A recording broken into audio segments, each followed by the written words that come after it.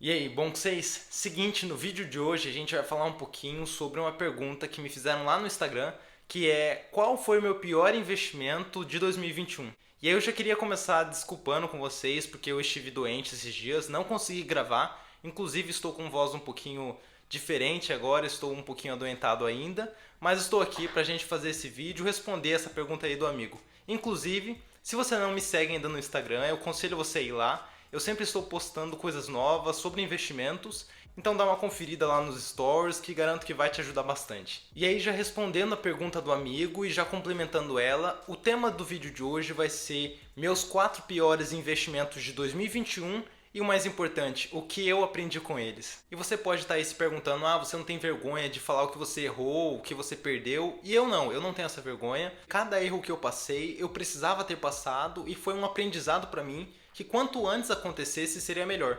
Porque o custo de aprendizado de se errar, por exemplo, com R$ 100 é muito menor do que se errar, por exemplo, com 1 milhão. E aí, já começando com o que mais me machucou, não em questão de porcentagem, mas em valor em si, a gente começa com fundos imobiliários. O que eu fiz foi separar uma parte do meu capital para fazer aportes em fundos imobiliários, porque eu queria receber dividendos todos os meses e com esses dividendos fazer novos aportes. E aí eu pesquisei alguns fundos imobiliários, escolhi os que seriam melhor para mim e pensei: quanto antes eu aportar neles, melhor, porque antes eu vou começar a receber dividendos, então deixa eu aportar tudo de uma vez, já que eu já tinha aquele dinheiro separado ali para eles. E o meu erro foi justamente esse: eu fiz todos os aportes de uma vez só, quando deveria ter aportado pequenas quantidades durante todos os meses. O resultado foi que a maioria dos fundos imobiliários que eu havia investido tiveram uma queda de aproximadamente 20%. Obviamente eu recebi dividendos durante todos esses meses, porém eu poderia ter aproveitado essa desvalorização para fazer novos aportes ao longo de todos os meses, comprando um pouquinho cada mês. E esse foi o primeiro aprendizado que eu tive. Compensa muito mais você fazer pequenos aportes todos os meses, ao longo dos meses, mesmo que você já tenha o dinheiro para fazer um aporte de uma vez só. Espere e faça pequenos aportes. Vai acabar compensando muito mais do que você simplesmente ir lá e comprar tudo de uma vez. O segundo pior investimento que eu fiz no ano de 2021 é com relação à Via Varejo, que, diferente do anterior, eu comprei ao longo dos meses um pouquinho de cada, porém eu comprei no momento errado, justamente por dois motivos. O primeiro deles foi que eu comecei a comprar logo antes da grande subida da taxa de juros Selic, e como a empresa do varejo tinha um PL muito esticado, ela acabou sofrendo bastante e se desvalorizando muito desde então. E o segundo motivo é que eu comecei a aportar perto do topo histórico dela, acreditando numa continuação da grande subida que ela vinha passado.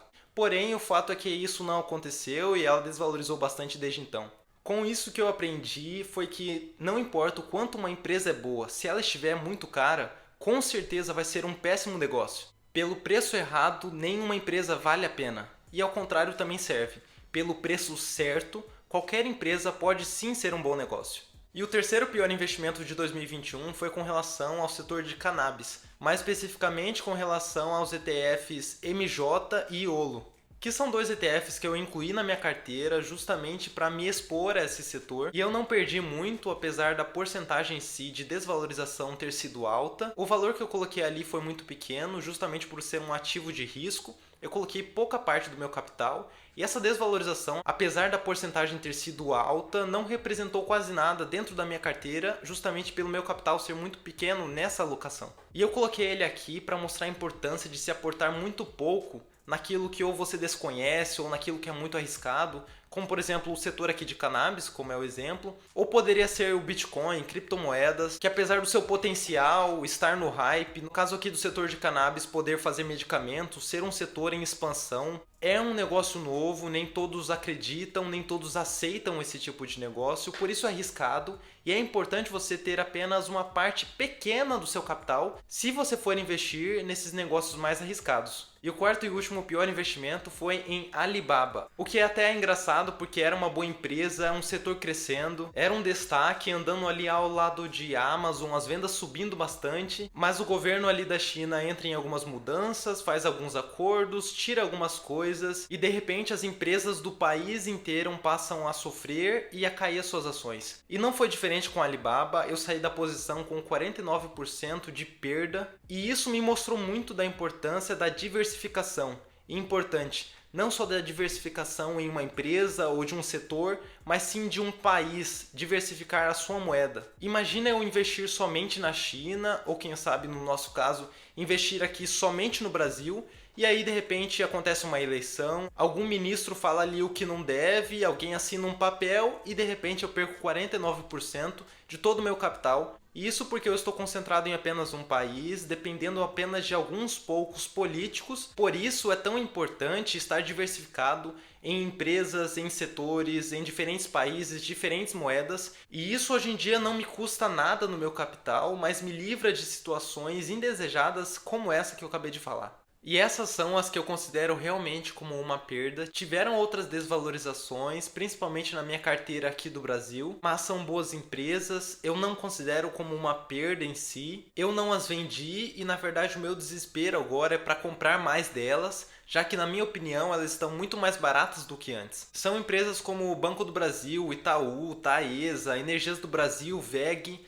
que ou são empresas que pagam bastante dividendos, ou são boas empresas, ou mesmo os dois. Não me importo delas terem caído um pouco, agora eu consigo comprar elas um pouco mais barato do que antes. Só que agora colocando em prática os ensinamentos que eu tive, comprar aos poucos, não comprar perto do topo, esperar momentos de oportunidades e por aí vai. Esse é o tipo de coisa que a gente acaba vendo na teoria sim, porém é só na prática, é só investindo que a gente realmente aprende, vê como se entende. Eu passei por isso e o aprendizado fica. E se você também perdeu dinheiro em algum investimento aí nesse ano, considere como um custo de aprendizagem. Para alguma coisa tem que ter servido esse erro, use isso para não repetir novamente ele. E eu já estou pensando no ano de 2022, o que eu vou fazer, quais são as minhas estratégias para esse novo ano. Vai ser um ano de grandes oportunidades aí para quem está esperando, porém também vai ser um ano muito perigoso, com grandes armadilhas. A gente tem sim notícias boas como chuvas, reservatórios enchendo, poderemos ter uma boa safra esse ano, uma boa plantação.